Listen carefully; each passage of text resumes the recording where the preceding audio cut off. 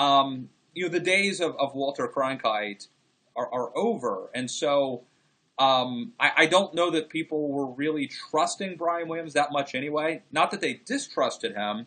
It's just that being the anchor isn't what it used to be, and so the fall of an anchor ain't what it used to be. Does that make sense? Well, I mean, what is the nightly news these days? Just not just NBC, but in general, it's mostly just regurgitating headlines that have been reported by other people.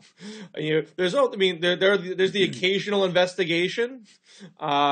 So it's not like there's zero independent news gathering by these divisions. But a lot of the news gathering that they do gets promoted on multiple platforms, not just on this one show.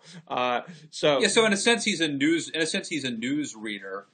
But they do, all these networks do. I mean, I'm probably going to use CNN's slogan here, but the most trusted face in news or whatever. I mean, or the name in news. I mean, they do trade on that, like whether or not this could be sort of like one of those lies that like they tell us that they know it's a lie, we believe it, we know it's a lie, but it's still how they market these anchors, right? As the most trusted voice or whatever.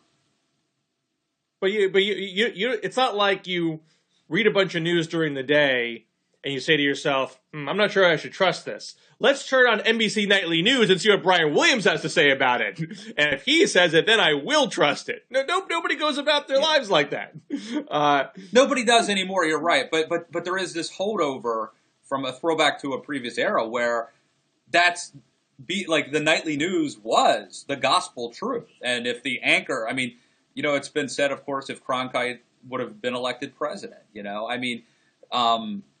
so it's I think you're right. We've moved on as a culture, as a society, but still there are like institutions and by the way, I think this speaks to a larger issue that I've had about anomie and atomization and the lack of trust in institutions. I mean, it's just like this is just one more brick being yanked out of the wall, the facade of there being adults in charge or elites, and so it's part of a larger narrative that, whether it's Dan Rather, it's like this is just one more kind of example of the sort of trusted foundations collapsing as we go to this radical democratization of politics and of information and of media.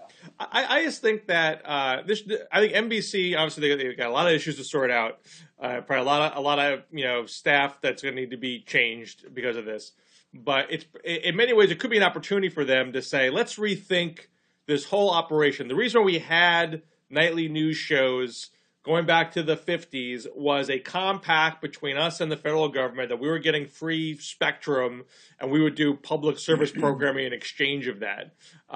And they still get that deal, so they still have some obligation to repay with some public service programming. But obviously, people can get their headlines from lots of places now, and people can get their investigations. Most investigative journalism is not happening on TV. They don't necessarily have to keep the show. They could say to themselves, what is it that TV news can do that other news can't? And do that. There's ways to tell story by video that pack more of a punch than what you can do in print. There's things in print that can do that video can't. There's obviously lots of inventive ways that video news gathering is happening online.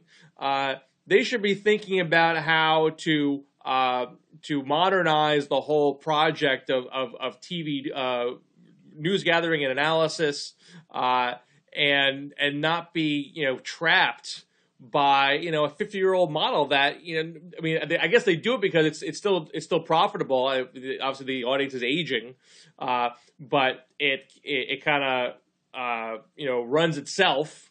It's a pretty set formula, and they can stick to it and make some money off of it. But it's obviously not a sustainable model for the next generation. So why not blow it up and try to get ahead of the curve?